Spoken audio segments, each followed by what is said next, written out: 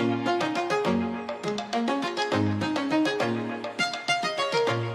وسهلا فيكم بحلقه جديده في قناه مامي ميس. اليوم انا ولين محضرين لكم طبق جديد. اهلا لين. مرحبا. كيف حالك؟ الحمد لله. كيف صيام رمضان؟ الحمد لله كل شيء منيح. مع الامتحانات تمام كثير سهله. يلا هذا ضل امتحانين. يلا.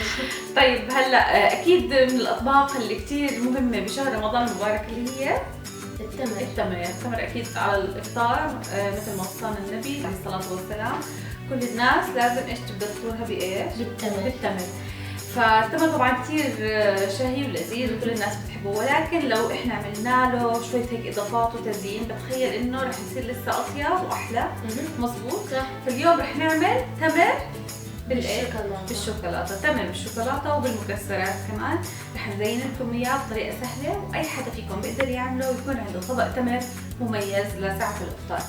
فنبدا بالمكونات. ايش عندنا اليوم يا لين؟ عندنا شوكولاته بالحليب، شوكولاته بيضاء، حلبية، جوز، لوز، سمسم، وقطر، هيل، وجوز هند. اكيد التمر اي نوع تمر نقدر نستعمل، اي نوع انتم بتفضلوه ممكن تستعملوه.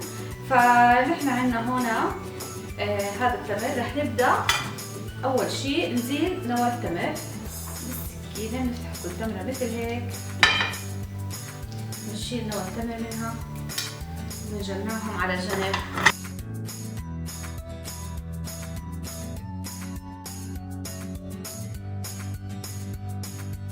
هيك التمر يا لين صار عندنا جاهز زي ما انتم شايفين. شلنا نوى التمر من كل حبه، وهلا صار وقت نحشي التمر بالمكسرات. اوكي.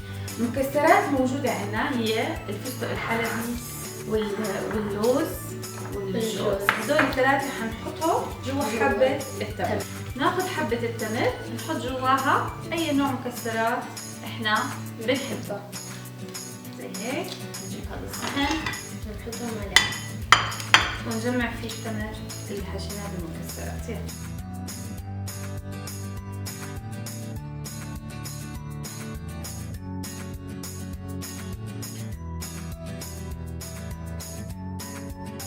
هلا صار طبق التمر جاهز، حشيناه بالمكسرات، وهلا رح ننتقل للمرحله اللي بعديها واللي هي مرحله الشوكولاته، تزيين بالشوكولاته.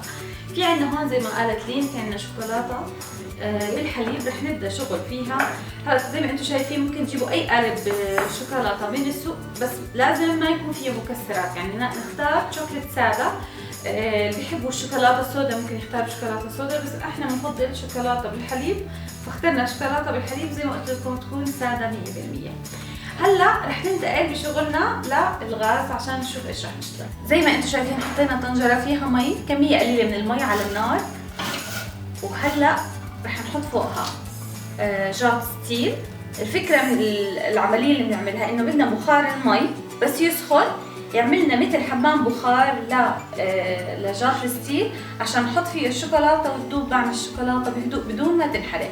لو حطيناها دغري على الغاز، مثلا حطيناها بطنجره على النار دايركت، رح دغري تنحرق وتنشعط معنا ويتغير طعمها.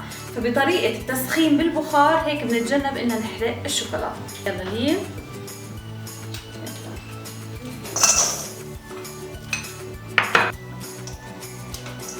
دغري بدأ الشوكولاتة تذوب معنا زي ما انتم شايفين. رح نستنى عليها شوي تذوب على مهلها. زي ما انتم شايفين هي الشوكولاتة بدأت تذوب معنا. رح نستناها حتى تصير سائلة 100%. زي ما انتم شايفين صارت سائلة، لكن في نقطة كثير مهمة لازم ننتبه لها، انها الشوكولاتة ما تاخذ وقت طويل على النار. يعني مجرد ما بدأت تذوب لازم ناخذها عن النار حتى ما يتغير قوامها. زي ما انتم شايفين هيك صارت سائلة معنا. رح نبدأ نسقط حبات التمر جوا الشوكولاتة. ناخذ وحدة محشية جوز وفستق ولوز. شايفين؟ زي ما انتم شايفين هيك رح نلف نحاول نغطيهم بالشوكولاتة من كل الجهات. اوكي.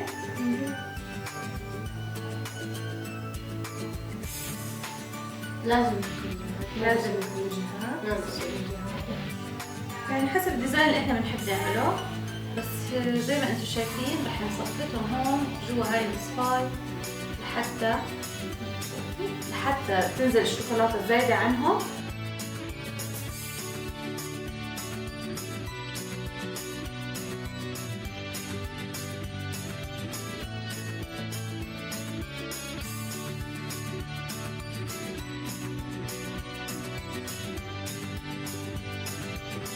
زي ما انتم شايفين غطسنا التمر بالشوكولاتة، وهلا صار عندنا هاي المجموعة. صفت شوي من الشوكولاتة الزايدة، وهلا رح نحطها بالثلاجة لحتى تجمد الشوكولاتة عليها. على بال ما تجهز الشوكولاتة الموجودة بالثلاجة وتجمد شوي، بدها شي 5 دقائق ل10 دقائق على ما تجمد عليها الشوكولاتة. رح نشتغل ببقية التمر اللي ضل معنا. رح نحتاج قطر وسمسم وهيل وجوز هند. كل حبة تمر رح نغطسها بالقطر زي ما انتم شايفين من الجهتين. بعدين رح نغطسها بوحدة من هدول المكونات. نبدأ أول شي بالسمسم. هي السمسم ندورها زي اللي بالشوكولاتة، ندورها من كل الجهات زي ما عملنا بالشوكولاتة. ما عملنا بالشوكولاتة. هيك جربي حبة انتي. اوكي، بس ما نكتر قطر، يعني يا دوبك خطة بسيطة. جهة ثانية كمان حطها بالهيل. حطي الهيل من كل الجهات يلزق فيها الهيل. أجرب أنا هلا حبة جوز الهند.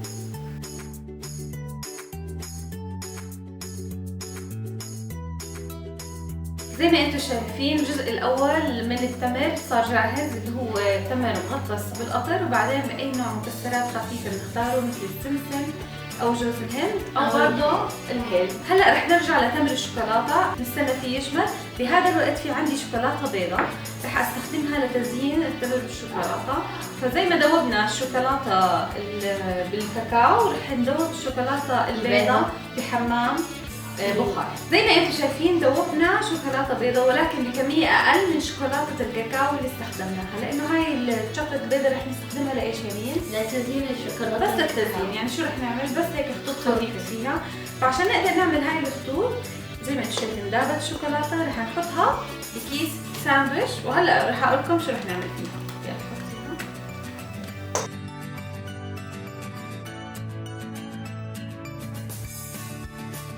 هاي الشوكولاتة البيضاء صارت عنا جاهزة للتزيين في كيس النايلون. رح نفتحه بثقب صغير كتير في الزاوية ونستخدمه لتزيين التمر اللي هلا مفروض جاهز عنا. هي طلعنا التمر من الثلاجة بعد ما تأكدنا انها الشوكولاتة جمدت عليه، وهلا رح ناخذهم حبة حبة نحطهم بالصحن.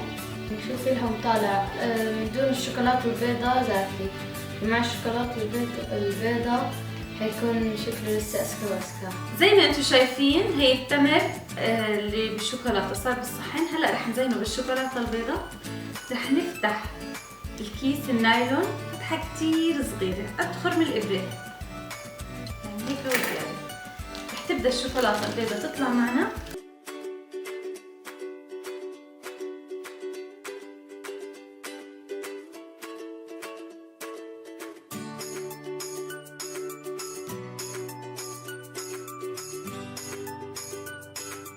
هيك زي ما انتم شايفين زينا الشوكولاته، عمليه سريعه كثير. رح نرجعهم هلا على الفريزر عشان يجمدوا بسرعه ويكونوا جاهزين للتقديم.